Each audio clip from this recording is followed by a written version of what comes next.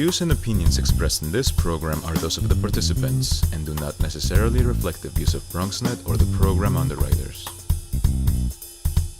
In 1971, he became the very first radio morning man for inner city broadcasting flagship station WBLS-FM. He's a legend and an icon in the radio and broadcast industry, but most importantly, a true household name who has transcended generations. The legendary Ken Spider Webb joins me next, right here on Perspectives. What's on your mind? Let 'em know. What's on your mind? What's on your mind? Let 'em know.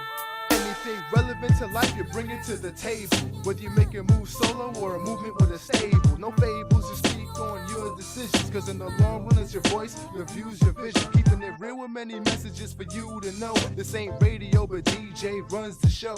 Entertainment, he rocks it. Politics, he locks it. The host with the most would handle any topic. Don't forget to share your perspective with shines of light. Cause it might make a difference in someone else's life. Make a difference. What's your perspective? Express what's in your heart and your mind. Share your perspective.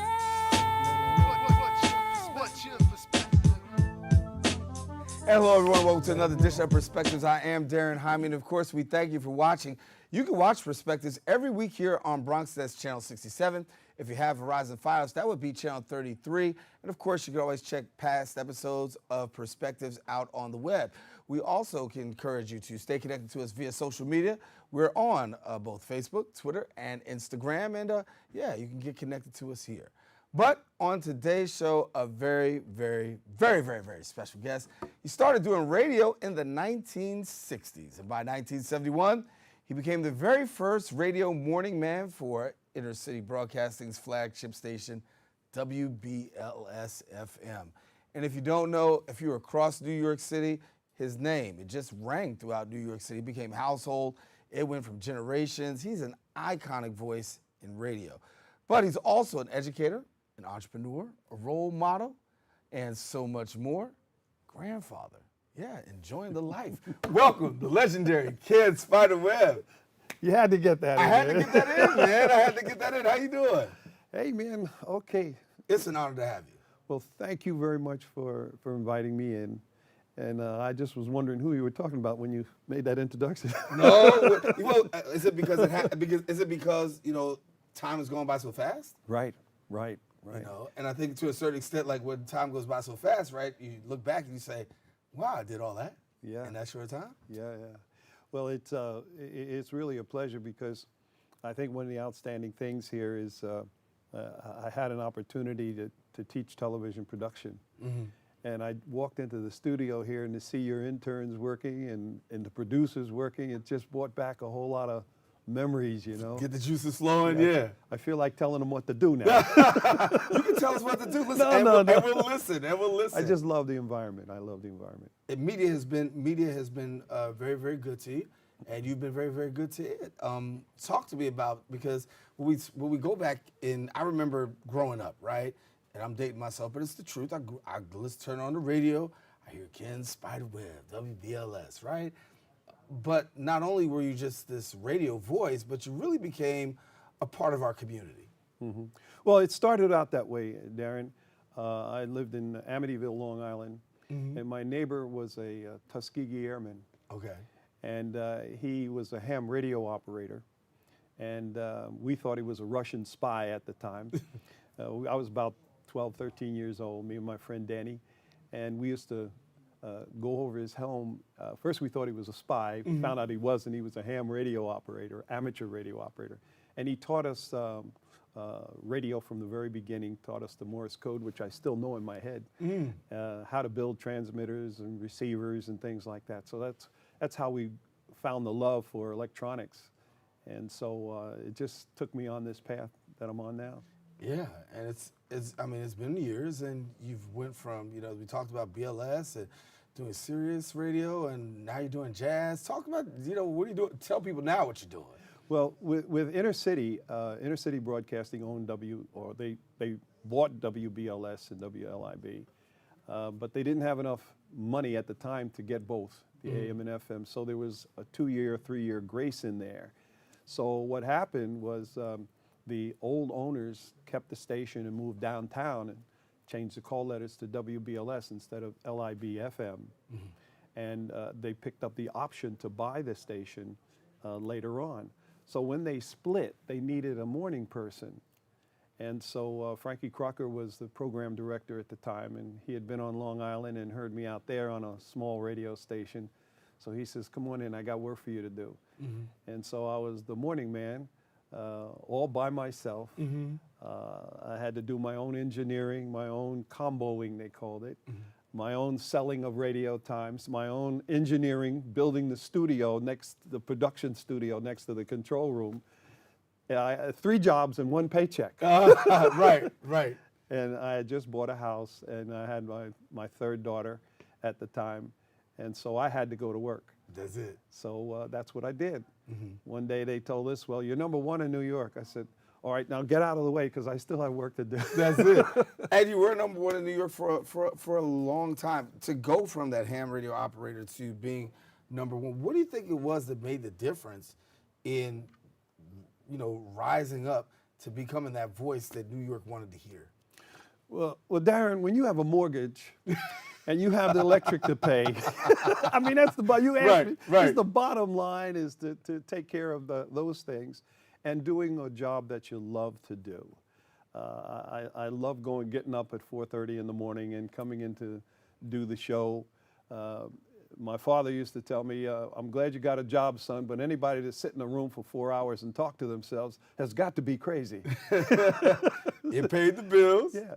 So it was, radio and TV at that time was much different than it is now. It was a business many people didn't want to get into. They didn't understand it. I'm fortunate to have had that introduction to it. So I wasn't afraid of the environment, the studios. I didn't have any fear of that. And so you're just one of those persons that end up there. There were times when they didn't have people of color coming into a studio. I went to a station one time and wanted to look around. They said, oh, well, no, you can't come in here. Why? And so it was that kind of a business. And now it's just good to see people of all shades and kinds to be on the air and be able to express their feelings and do their job. It's a wonderful thing to see the transition. What was it like for you being able to see a guy like Percy Sutton, someone who actually was, this African-American owner? It's not what you normally see, right? It's not what we see when it comes to ownership of, station and being that person. But he literally, in his own kind of way, was an icon and a trendsetter. What was it like for you being an on-air person, seeing a person of color at the helm? Well, he always had a dream of having this kind of a business. He and the others here in Harlem, in New York City, they dreamed of having a mouth in the community. Owning a radio station was a dream because it was seemed so far out of reach. He had a difficult time getting the money needed to support a radio station. You had to ask and try to find millions of dollars. And so you had to convince the community to invest in this kind of a business. And he did it. He just about did it. Because what happened after 3 or 4 years, 3 years I think it was, they then purchased the FM and then moved downtown. So now they had the first African-American owned radio station complex in the city, and I dare say the country. So it was hard for him as well to fight that end of getting the finances needed to support that, you see. And we talked a lot because him and my father had crossed somewhere in World War II, somewhere. Really? Because they would come to the basketball games, and I want my father seeing me shoot, But those two would be up in the bleachers talking about things that they saw and did in the war, Second World War. So he was a dreamer. He was a dreamer, and so were those who were around him. They were as well. Ken Spider-Webb, our guest here on Perspective. Stay with us. Coming up after the break, I'm going to talk about this transition from radio to syndicated radio to Sirius satellite radio. Explain a little bit more about that when we return right here on Perspectives.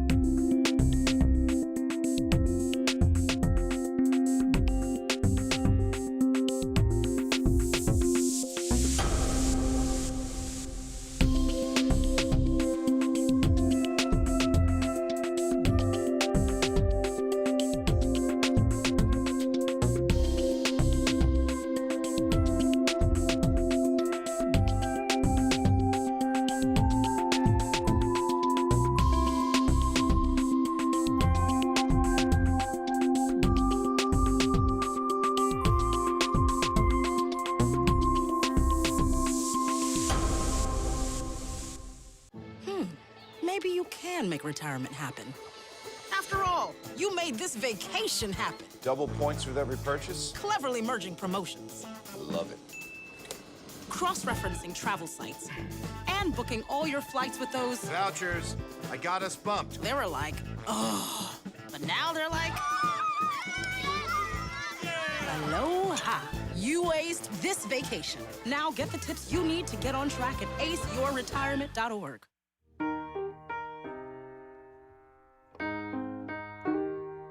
I can't change, even if I tried, even if I wanted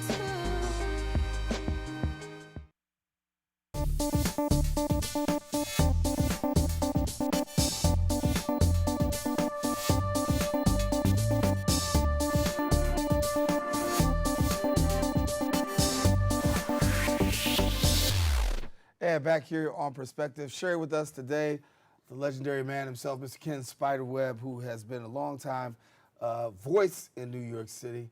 I heard a lot about him, WBLS and Intercity Broadcasting, and truly a pleasure to have you sharing with us a little bit. And as I talk, you know, I'm saying now you're on Sirius Radio, Channel 49, and we can check you out in the morning.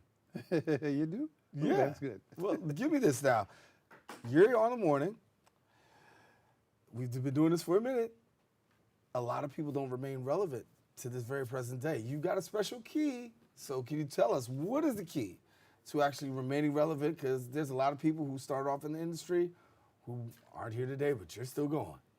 Well, Darren, as we said before, the mortgage company, electric light. Right. No, really, it's when you're bitten by this strange bug of broadcasting or radio or television or electronics or anything, you're bit. Mm-hmm. And I used to see other companies do syndication. So I went and got into the books and found out what it was. And the short of it was I would prepare a program in my home studio and duplicate it and send it to different radio stations. This took me to sending it to the Japanese. It appeared over Tokyo FM network down in Manila in the Philippines. I sold it to the Russians. I was getting ready to say. I did. You did. I sold it to the Russians. And the strange things about those guys, they had no concept of, a program every week. Like we look at episodes every week. They didn't have that program. So they wanted a box of shows. So I sent them a box of shows. They sent about 40, 50 shows. And they bought it. And also in Dubai and down throughout the Caribbean, this little 2-hour jazz show, which I call Jazz from the City. It airs now on isoulradio.com. One of my old colleagues, Jay Dixon, he has a little platform, and we put it on there for Sunday morning. I edit out, things that are dated. I mean, Right. you're not going to get Miles Davis playing at the Blue Note this weekend. Right. He's sleeping. Right. So the point is I took that and began to syndicate my own show. I had a number of shows all over the country, different college stations, things like that. Took the show from 82 to 97. It was syndicated. And now we talk about syndicated radio, you're on it. I mean, it's going on now. The evolution has changed, right? Because, Right. I remember we would be able to tune in, hear a voice, hear you, and find out what's really going on in our community. Sure. Now, it's not what's going on in our community. It's pretty general. It's syndicated, and life in the business has changed dramatically. Right. I might say too that because of technology, different things can be done. You can go to an event on a Friday night, Sunday afternoon, pull out your cell phone and stream live. You see, we didn't have that before, and there were many, many talented figures and voices that came out of the streets. One of them, outstanding, came right off the street. David Lampell. He was a newsman, and when he was a kid, he would always have some issue that he wanted to get straight in the community. And when he found out that he could go to a radio station and talk for nothing and explain his view, well, our producers said, well, wait a minute, we need to get him on our side. He need to have our uniform on. So they brought him over to LIB, they brought him in, and he eventually became the news director. Because that was one of the only opportunities for you to get your issues out, get your word out. So nowadays, that little cell phone or your portable camera there, you can be your own news director. And nowadays, what is it for you? What do you want to, you know, out of all this great work that you've done and the body of work that you've done, what do you want to accomplish in this season? Well, I think I used to hear people say this, and I used to wonder what's wrong with them. And here I am saying it. I think now that my children are grown. Ken! No, you And the grandchildren. I got some pictures I'll show you of my grandchildren. I have a love for my electronics and my broadcasting, and I managed to fit in little things that I do now. We do a measure of voice work as well. But I think what it is that you sit back now and you look and you see the younger people growing up and finding their place in this business. I like to help them along because I enjoyed doing that. Even at BLS, we had a community outreach programs. We had the WBLS Short Shots basketball team. Yeah. Then when I went over to KISS, we had the KISS KISS cards. And two times we played each other in Madison Square Garden. Yeah. So I just love being out there and enjoying that kind of thing with the younger folks. And I don't know, it's like balance now. Yeah. It's amazing to look at how time has progressed and the things that have happened in the industry since then. For you, talking to a younger person today, right, with all your years of experience, what's the message that you send to them about this work? I mean, you said, you know, we got some interns here. What's the message you send? Well, let me put it this way, Darren. Let me put it this way. I had an interview with Smokey Robinson because we would interview different artists. And I asked him more or less the same question you're asking me. And he said, be about something. Do something, man. Don't just stand there with your scratching your head, wondering which way to go. Be about something. Progressive. Move ahead. Read your books. Look at documentaries. Learn something. Do something. Be somebody. And that's what he said. And now I have to interpret that. And that means take advantage of the things that we have. Maintaining our humanity. I come from a Bible reading family, so every time I stepped out of line, somebody grabbed a good book and showed me the principles in it that guide our life to make us better people and enjoy the work of our hands and doing things. So I think Smokey was on track when he said, be something, be about something, have some rules, be somebody, you know, and not let your life just go. Well, I'll tell you, you have been it, and you continue to do it. Ken Spiderweb, our guest here. Listen, we'll be back with more coming up right after this.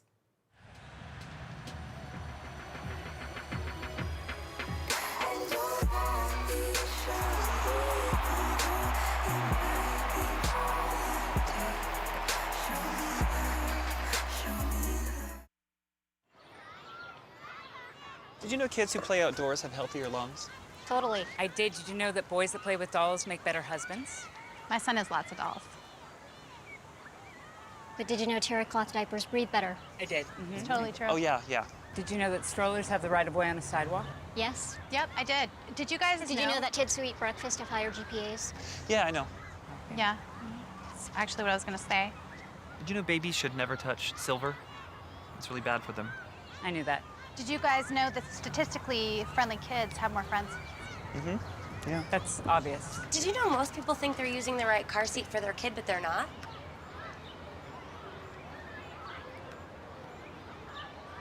Parents who really know it all know for sure that their child is in the right seat at the right age and size. Visit safercar.gov/the right seat to make sure your child is protected. I'm putting that on my blog. I just put it in mine.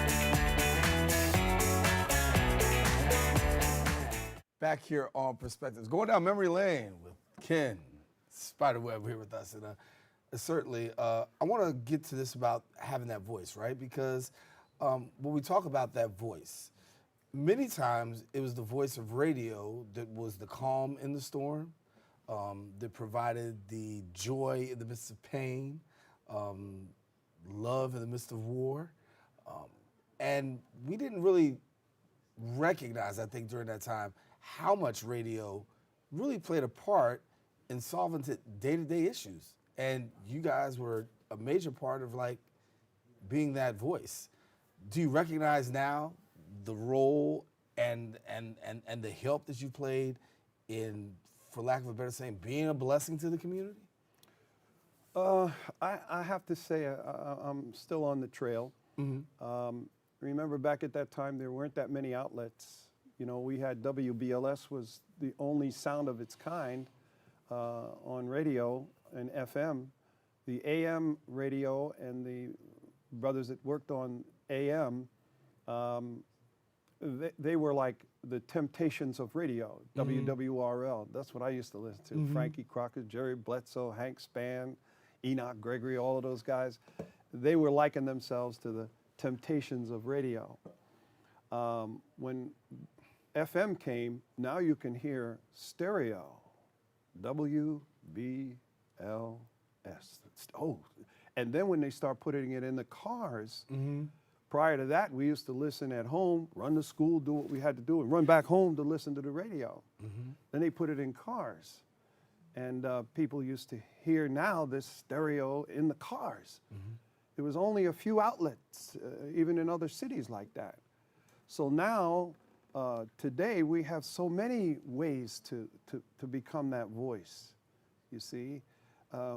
We used to be able to relate things that regarding principles and how to live and enjoy your life and seek your dream, you see. Nowadays, everybody can do it. It's coming at us all different kinds of ways. So we have a voice, but it's not like it used to be. And at that time, there was a lot of pressure to put on it. You couldn't use bad language on the air. Right. Nowadays, you hear it's free. it. Right. Yeah. In fact, you'd lose your license. We had to have a license, a third-class license, to be on the air at that time. And now it's not needed. You can just say whatever you want to say these days. Right. How do you want people to remember your body of work? Well, that's a tough question. I usually ask that when I interview people. See, there it is. I think. Welcome to the other side. I think they could just the interesting things we did, the different shout-outs. I remember one time there was a police action over in Brooklyn. A woman was holding her daughter or some kids in the community a hostage. She had the radio on and she wouldn't let the police in to take care, oversee things. So one of the police officers called me on the air, and I returned and talked to that woman through the radio. I mentioned a couple of upbuilding words to let the police officer in, female police officer in, and she came in and was able to calm the situation down. I said to myself, boy, you did something there, Ken. And as soon as you start thinking about that, Darren, something else happens and you get on with that one. So you never really get a chance to look back and see what you really did, because there's always something, there's always a need. The basketball team, if it wasn't that, to come and talk about broadcasting to different schools and colleges. We went to Hampton and talked down there. There's always something else that you found interesting to help somebody else. You never really got a chance until now. And so if anybody remembers me doing something, sinking that eye open, a jump shot from the outline, well, that was good. Yeah, yeah. Best moment as a broadcaster for you?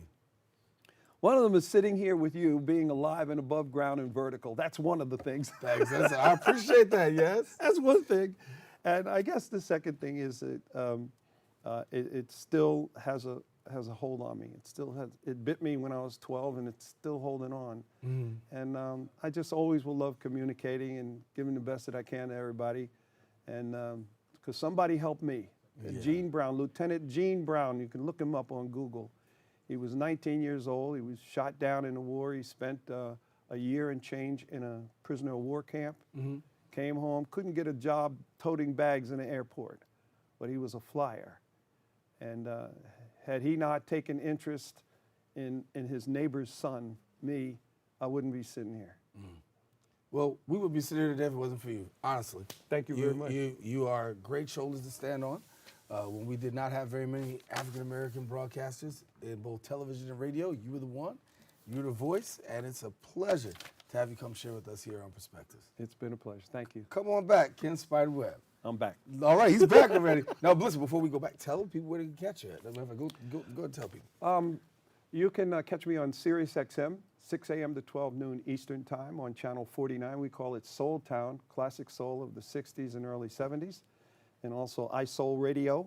iSoul Radio is iSoulRadio.com. A young New Yorker who's got a platform there, and he's streaming music that is known by New Yorkers. And we have Jazz from the City on at 7 to 9 a.m. Sunday morning. All right.